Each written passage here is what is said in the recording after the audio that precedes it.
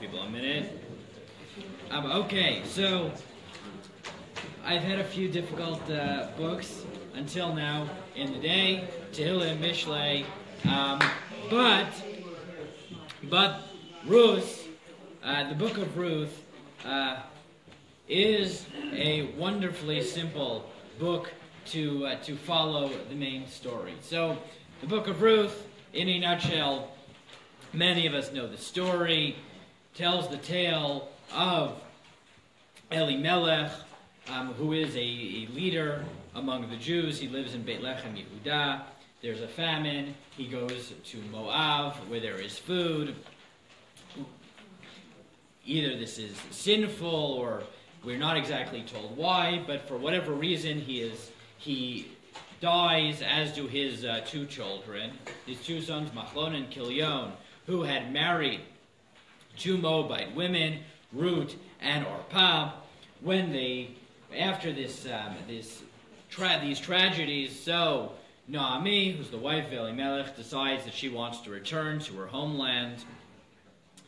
She tries to dissuade her daughter-in-laws from following. They insist on following. She dissuades them again. This time Orpah says, "I will not come with you." She kisses her, she cries, she goes home. Ruth stays with her and says, "I will never leave your side. Amech, Ami, Elokayach, Elokai. Right, your people is my people. Your God is my God." They return to Beit Yehuda. They're destitute.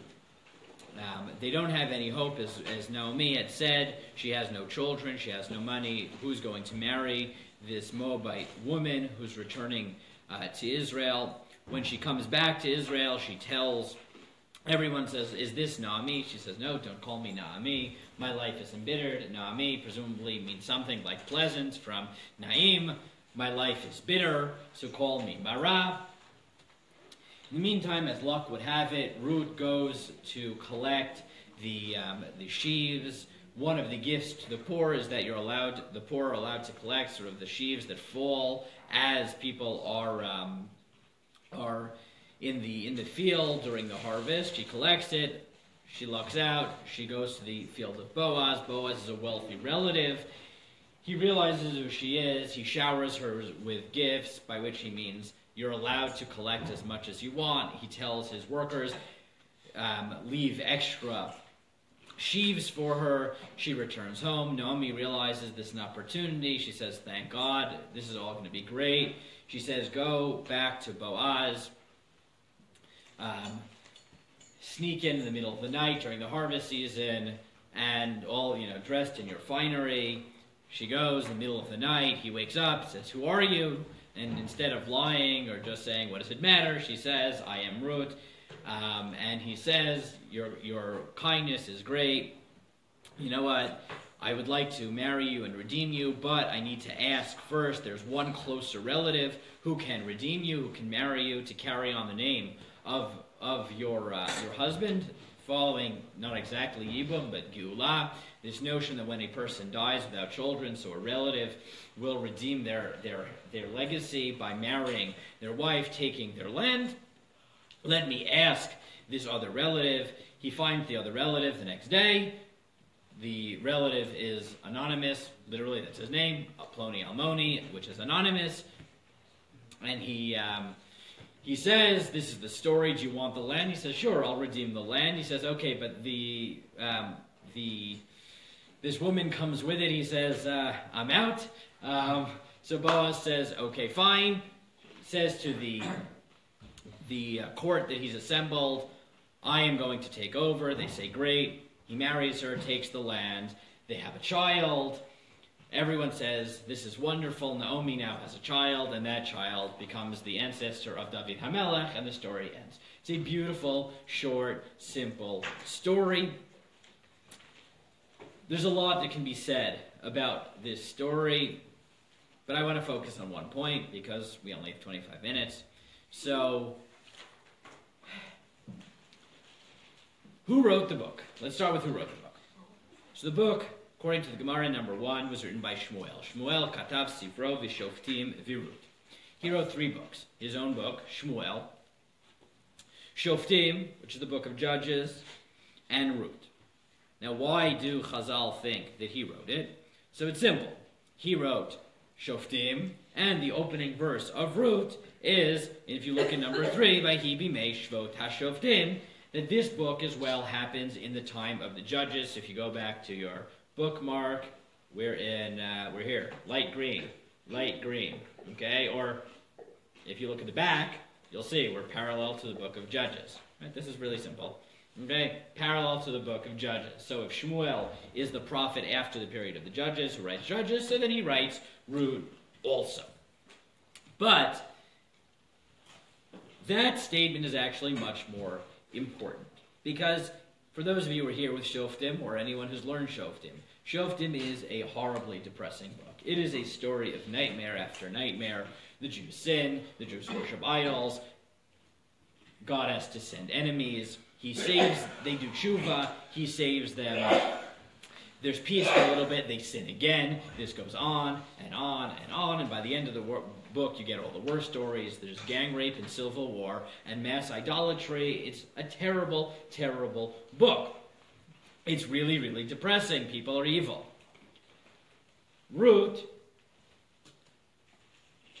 whatever we know about Ruth, we know one thing. I was listening to this here months ago by Rabbi Chaim Angel. He put it nicely. I don't know much about the book of Ruth, except whoever these people are, they are the nicest people in the period of the Shoftim. This whole story is this sweet story.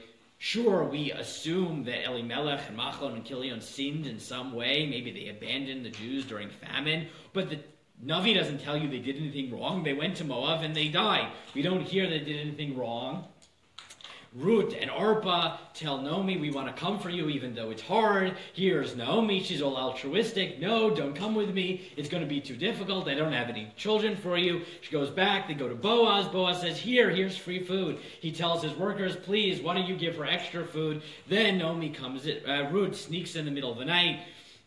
She has a chance to deceive him. She doesn't even deceive him. She says, I'm Ruth. He says, you know what, let me marry you. The worst thing anybody does in the book is Ploni Ammoni says, nah, I don't want to marry her, I'm not willing to do it. But Boaz picks up the slack, and there is no named enemy in the entire book. It's this nice book. These are the nicest people in Israel, as far as we can tell in the period of the Shoftim. And that is sort of what Chazal say. You look at number 2, Chazal note in Ruth Rabbah, Amar Rabbi Zeira, Migilazu, Ein Balo Tuma Velo Tara Lo Isser Velo Heter. This book has no laws whatsoever. So why is it written? So why is it written? To tell you the reward that good, kind people get. This is like a wholesome book. It reminds you that in the period of the Shoftim, there were nice people. There were nice people. There were good people. And they were living in Beit Lechem, apparently. And that's the book. But here's the question. It's clear. Shoftim is a terrible period. The Pelegish Begivah story tells you that there were a lot of people who, instead of having guests, they threw their guests out on the curb at night and gang raped them, and then her loving husband cut up her body and sent it around to all of Israel in order to incite a civil war. These aren't nice people. Beit Lechem is nicer than Yerushalayim. Then Giv'ah. But how nice? How good are the people? That's the question I want to ask. So, there is one person in this book who is undeniably the best person in all of the period of the Shoftim. She is a super heroine. She is the nicest person who ever lived. And that is Ruth. Ruth is amazing. When we read Ruth, let's go to the psukim inside. 5. So, we've told the story, but let's skip to the famous psukim in Pasuk Zayin. Vaytetzei min hamakom asher hayta sham u'shtei chalotei ima v'telachna b'derech lashuv el eretz Yehuda. So Naomi leaves the place where she was, and her 2 daughter-in-laws come with her. And then she's going back to Yehuda. Vatomer Naomi l'shtei chalotei lechna shova isha leveit ima yas Adonai mechem chesed kasher asitem v'meitim v'imadi. Go home, go to your mother's house house. Let God bless you for the kindness you've done with me and with your deceased husbands. Yitein Adonai lachem umitzena minucha isha beit isha vatishak lahen vatisena kolana vatifkena. And she kisses them, she blesses them, she says, may God give you peace. She kisses them, they cry. Vatomar nala ki itach nashuv lamach. And they say, no, we're going to come with you. Vatomer nami shovna venotai lama telachna imi haod livanim b'meyai v'hayu lochem lan Hashem. Naomi says, why are you coming with me? Do I have other sons for you, please? It's better for you to go home, so I'll be lonely. But you know what? You have your whole life ahead of you. Go back. Shovna venotai lechna ki zakanti michyot leish ki amarti yesh li tikva gam hayiti alayla leish gam yalati vanim. Go home, my daughters. I'm old, and even if I got married today, I'm going to have children. Even if I did have children, how long would it take till you can marry them? Go home. It's better for you. I'll be alone. It'll be okay. I'll figure it out. What, you're going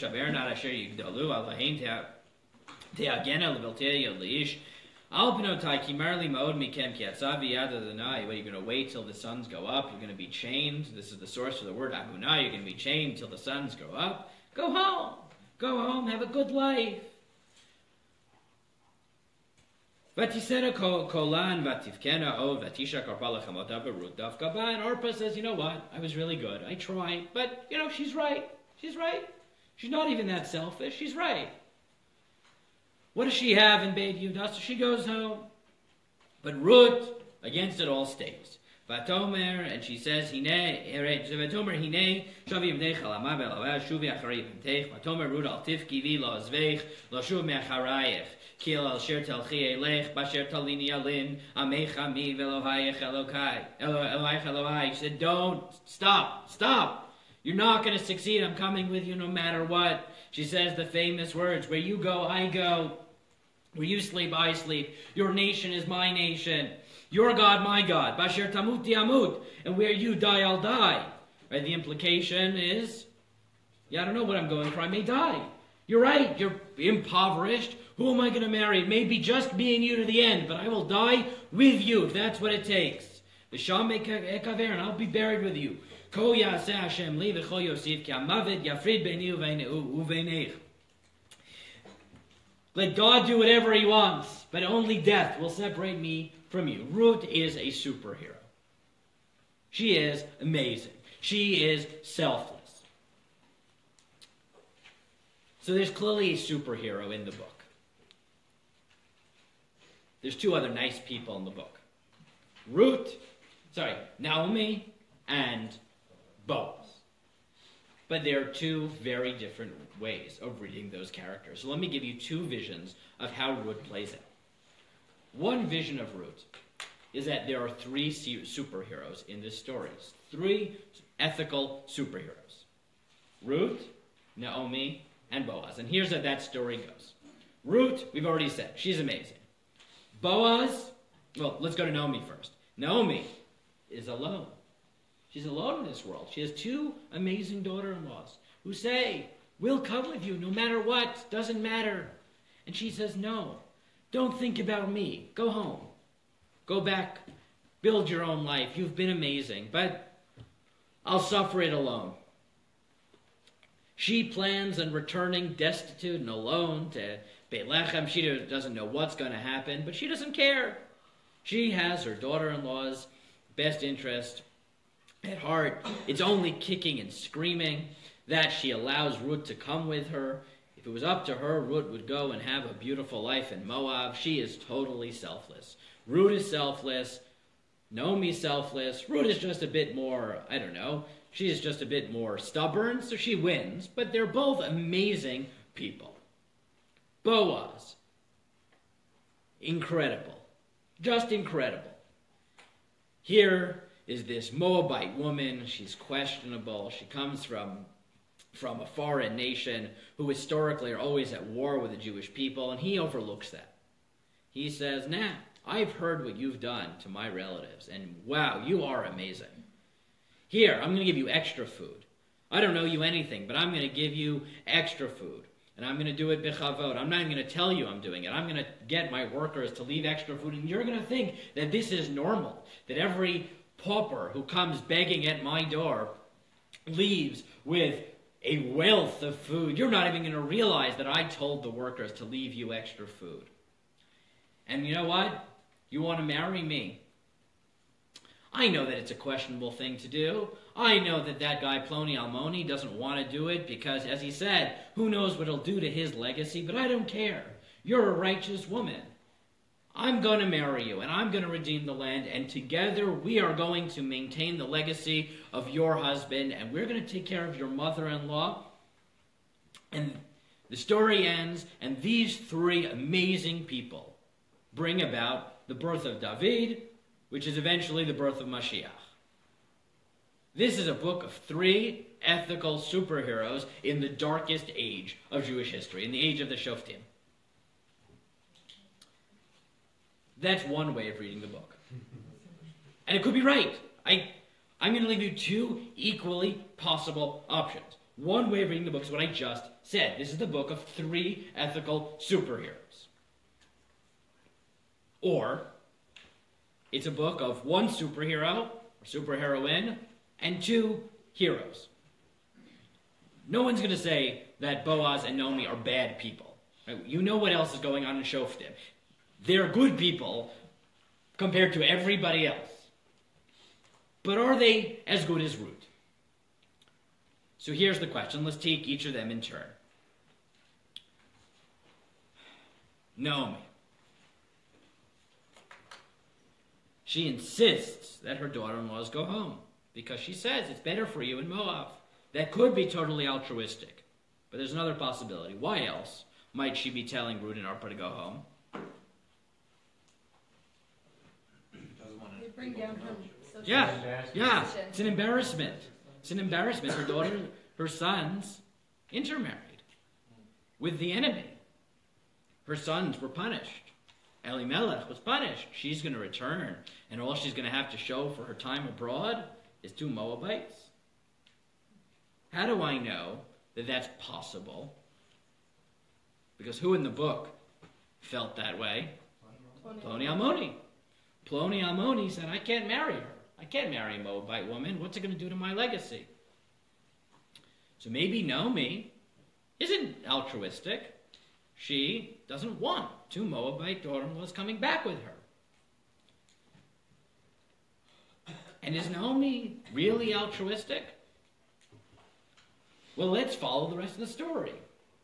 She sends her daughter-in-law out to collect food. That's normal. She's older. It's hard for her to collect. I don't blame her for that. She goes to Boaz. And suddenly, something clicks in Naomi's head and says, we have an opportunity here. This is going to be great for both of us. Now that is totally understandable, but it calls into question a different claim that Naomi made. Because what did Naomi say to Ruth? Don't come back to me because I have nothing for you. She gets back to Beit Lechem, and it turns out there's somebody for her. So now, there's two possibilities. Either she was lying, or she forgot. She didn't realize. She didn't think about Boaz. He's not a close relative. He's some relative. Now, which is it? If she forgot about Boaz, so then she didn't lie. It's just that because they were both so good, God handed them an amazing situation, which is now going to extradite them both from their unfortunate situation. If she knew that Boaz was there, and when she encourages Ruth to marry Boaz, this is something that in the back of her mind she knew was possible, then when she told Ruth, go back, I have nothing for you, that wasn't the whole truth. Which of those is true? Well, I don't know. If she, in good faith, said, I have nothing for you, and then everything works out, it's a story of two selfless women who God finds a way of taking care of. If she remembered that there were relatives that could take care of her and Ruth, but encouraged Ruth to not come and claim there was nothing for her, then She's not. She's someone who's looking out for herself. She eventually comes around to it. Right? Ruth wins her over. Naomi's a good person. She's not trying to hurt Ruth. I mean, it's not like she's telling Ruth to do something which is to her disadvantage. She's telling her to go home. That's an objectively fine thing to do. She's not a bad person. But she may not be a superhero because she may be. It's not fully altruistic. It's a mix. Boaz. He's great. He's amazing. Simple question.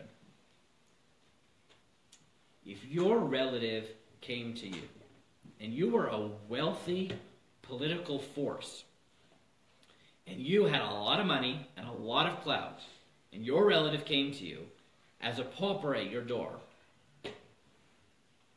what would you do? Would you give her extra tzedakah money?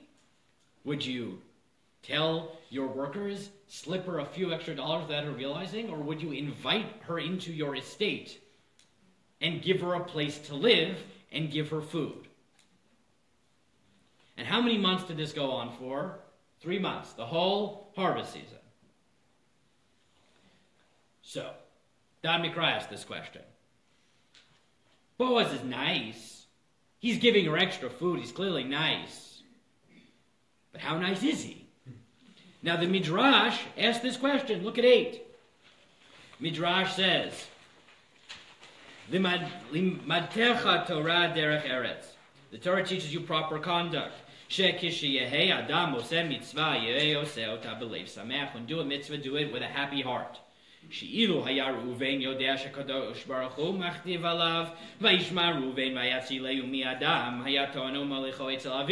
Reuven told his brothers when they were selling Yosef, don't kill him, just throw him in a pit. Right?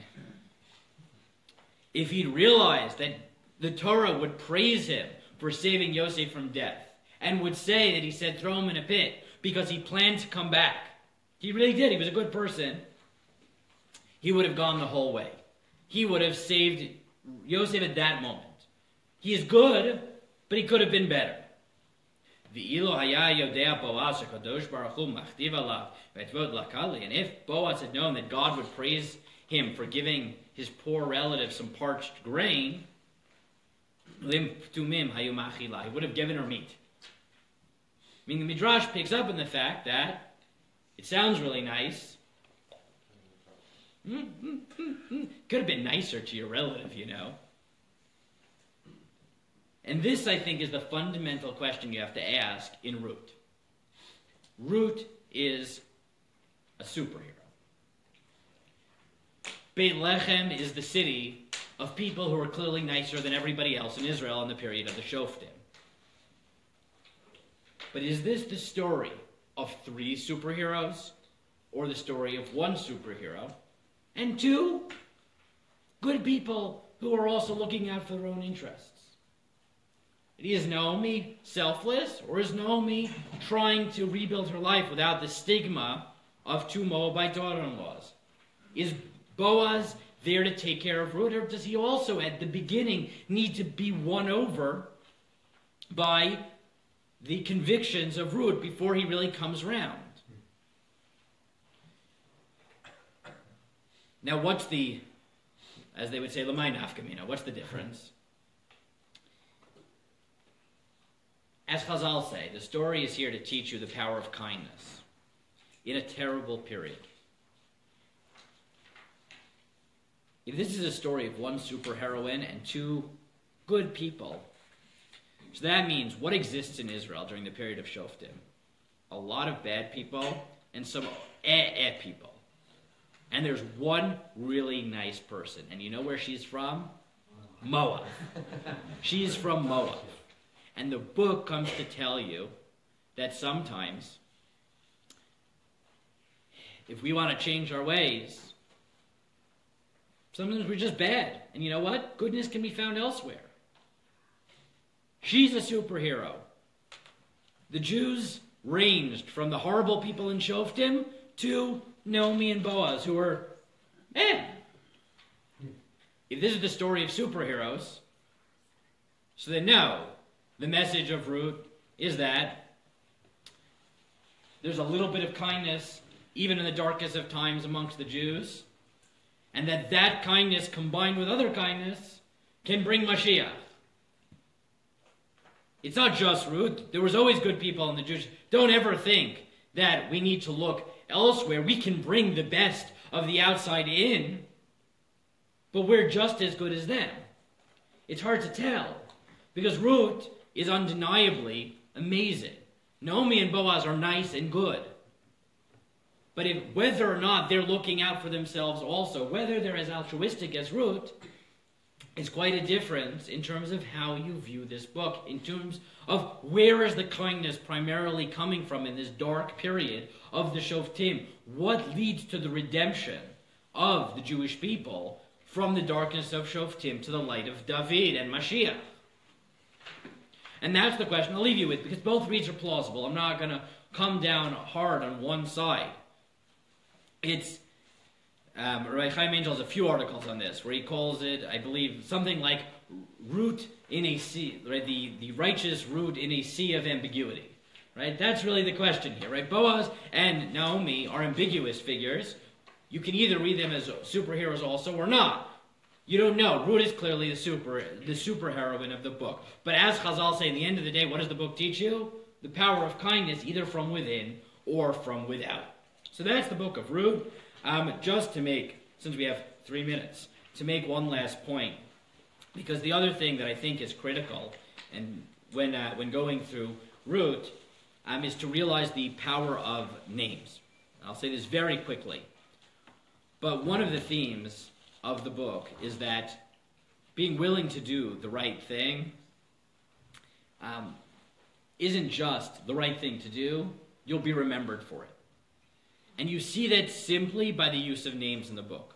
Machlon and Kilion, who are the sons who die, Machlon and Kilion can both plausibly be read as disease and destruction. Right? They're the people who died.